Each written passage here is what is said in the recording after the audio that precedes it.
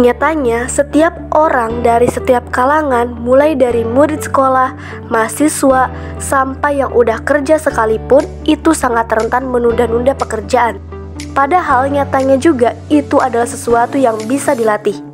Ada 3 cara nih supaya tidak menunda-nunda pekerjaan.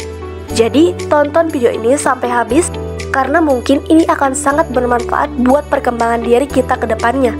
Dan jangan lupa subscribe dulu channel ini dan like video ini.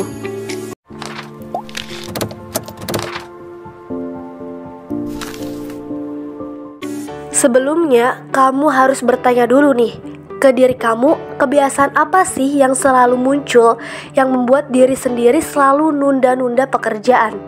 Apakah karena selalu keasikan main handphone? Ataukah karena selalu keenakan nonton TV? Atau pengennya makan terus, atau pengennya tidur terus?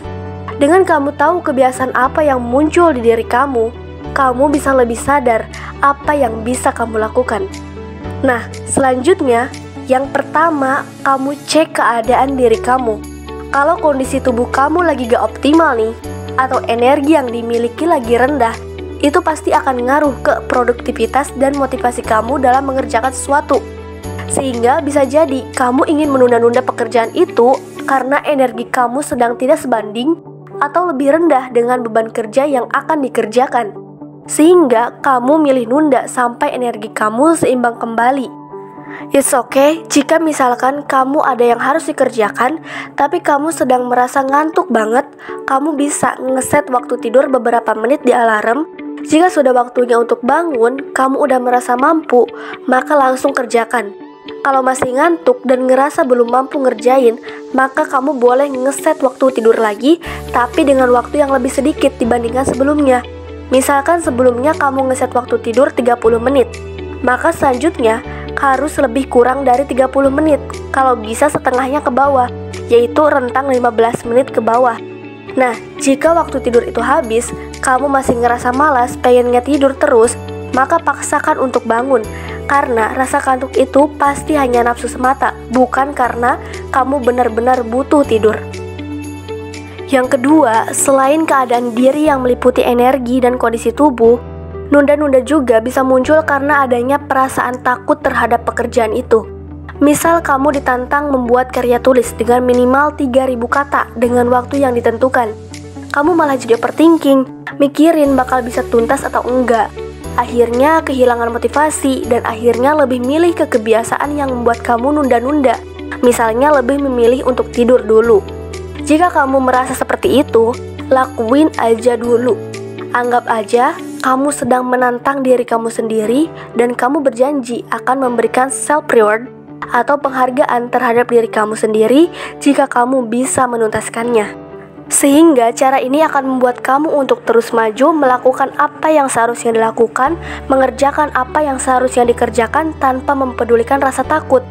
Dan pada akhirnya, tanpa disadari, sedikit demi sedikit pekerjaanmu akan terselesaikan. Yang ketiga, saat kamu ngerjain sesuatu, pastiin kamu jauh dari distraksi atau gangguan secara fisik atau digital. Gangguan secara fisik yaitu contohnya adalah tempat bekerja yang berantakan. Otak manusia itu diprogram untuk lebih menyukai hal dan suasana yang rapi dan teratur. Sehingga saat kita berada di tempat kerja berantakan, secara tidak sadar otak kita itu sulit untuk berpikir lebih lancar, sehingga akhirnya membuat diri lebih mudah merasa malas. Jadi, sebelum ngerjain sesuatu, baik itu belajar ataupun kerja, pastiin dulu tempatnya rapi dan nyaman. Kemudian, jika pekerjaan kamu adalah pekerjaan yang butuh kefokusan, pastiin juga kamu berada di tempat yang sekiranya kamu bisa fokus, yaitu jauh dari kebisingan dan jauh dari gangguan orang-orang. Apalagi jika belajar, itu pasti butuh banget fokus yang tinggi.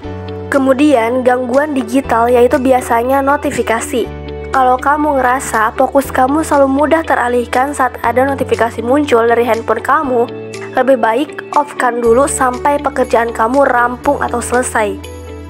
Ya, itulah 3 cara yang sekiranya efektif buat nunjang produktivitas kamu. Dan jangan lupa yang terpenting juga, yaitu mindset kita harus benar dulu. kita harus punya mimpi dulu dan juga punya target agar diri sendiri selalu merasa termotivasi setiap mengerjakan sesuatu, sehingga tidak akan merasa hal yang dilakukan adalah sebuah beban. Jika menganggap pekerjaan kita adalah sebuah beban, maka tips tadi pun tidak akan pernah ampuh menunjang produktivitas kita. So, semangat selalu, yakinlah usaha tidak ada yang sia-sia. Oke, terima kasih sudah menonton, semoga bermanfaat dan tonton terus video-video lainnya.